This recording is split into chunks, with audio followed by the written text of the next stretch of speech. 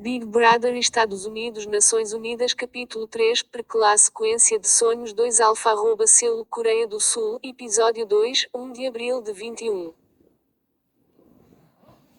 Ou saia para procurar comida.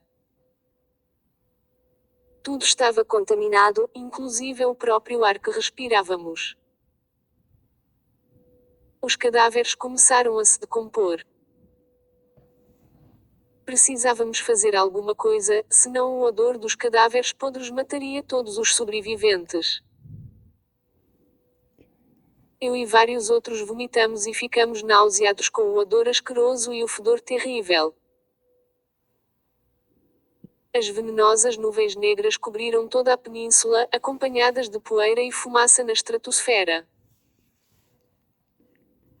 Já víamos mudanças no clima, que avançava progressivamente em direção ao clima do inverno nuclear. 72 horas antes, o clima estava no início do verão. A precipitação sobre Seul foi quase completa, com mais de 95% da radiação emitida pela explosão. Os habitantes de Seul se viram envoltos em fumaça negra, névoa e uma variedade de produtos químicos tóxicos enquanto a cidade era reduzida a cinzas. O meio-dia parecia meia-noite e as temperaturas caíram significativamente.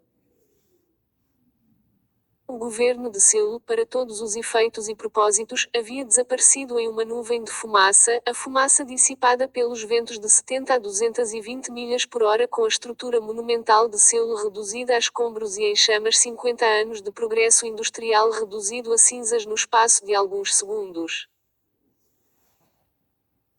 Dos 300 militares designados para o comboio de ônibus, 100 morreram segundos depois das explosões termonucleares iniciais e outros 100 morreram 1 ou 2 dias depois.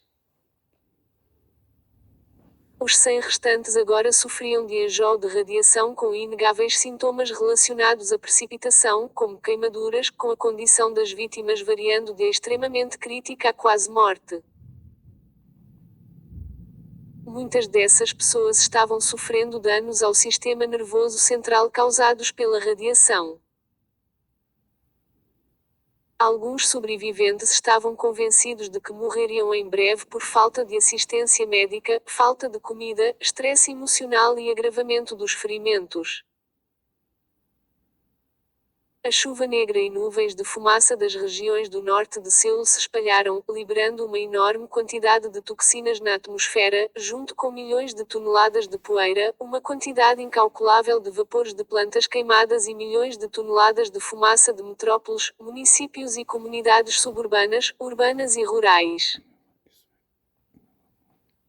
Dos edifícios e infraestrutura destruídos, incluindo estradas e ferrovias. Alguns sobreviventes reuniram força suficiente para construir abrigos temporários. Os ônibus, depois que os incêndios se extinguiram, pareciam ser acomodações razoáveis por enquanto. Feito isso, tínhamos que fazer algo a respeito dos cadáveres. O fedor tinha ficado mais forte. Os sobreviventes, 60 dos 100 que permaneceram, estavam se deteriorando rapidamente, apresentando tosse, vômito, náuseas, sudorese inexplicável, queda de cabelo e leucopenia. A morte estava a caminho. Fizemos uma pequena pausa na escavação e sentamos de costas contra um ônibus queimado.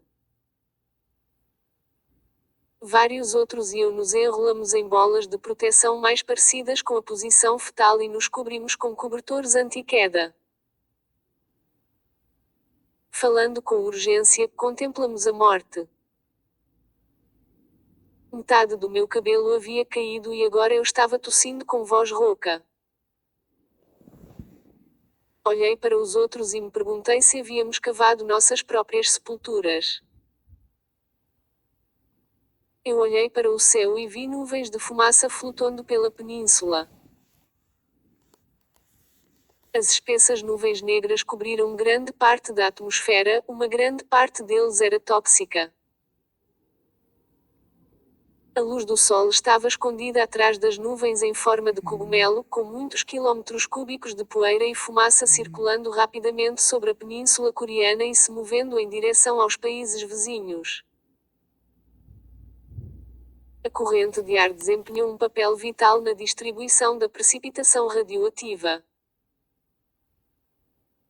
Parecia que o inverno estava chegando, junto com condições meteorológicas tempestuosas. Tudo o que eu queria fazer era ganhar dinheiro suficiente para a faculdade, disse Anderson, um soldado branco da USAV de 18 anos. Ele tossiu sangue. Uma mulher negra, um soldado da marinha chamado Hills, balançava para frente e para trás e ocasionalmente vomitava. O vômito molhou suas roupas sujas e meio queimadas.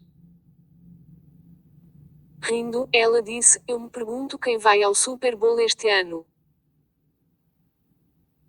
Eu contemplei o vento violento e os padrões meteorológicos incomuns.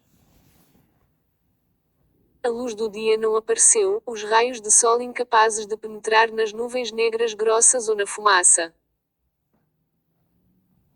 A temperatura caiu mais 7 graus com intermináveis miniciclones rasgando a península inóspita, transportando compostos e substâncias tóxicas termonucleares para todos os cantos da Coreia do Sul, e depois para outras partes do mundo. Tossi e senti uma forte dor nas costas. Eu acariciei meu cabelo e alguns fios caíram. Se eu tivesse mantido minha promessa original a meus pais de me tornar um professor de matemática na faculdade, não estaria em tal situação agora sem remédio. Eu não tinha ninguém para culpar além de mim mesma. Os sobreviventes de nosso comboio estavam sofrendo de intoxicação alimentar, disenteria e febre tifoide. A população em geral sofreu o mesmo.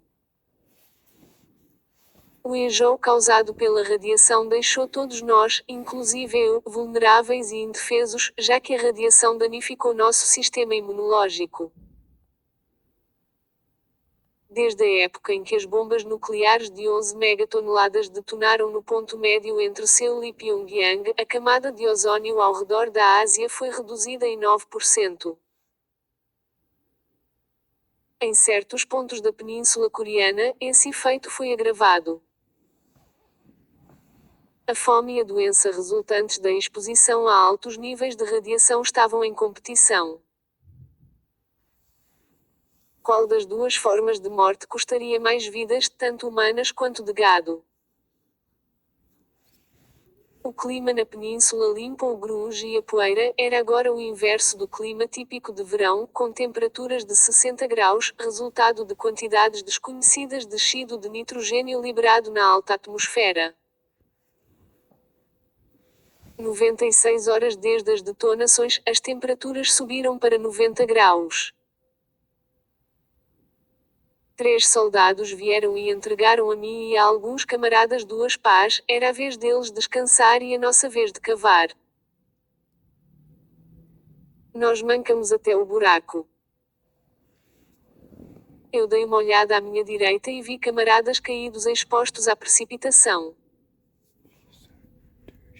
O fedor tinha ficado mais forte. Cada centímetro de nossos corpos e roupas fedia com um odor verdadeiramente vil.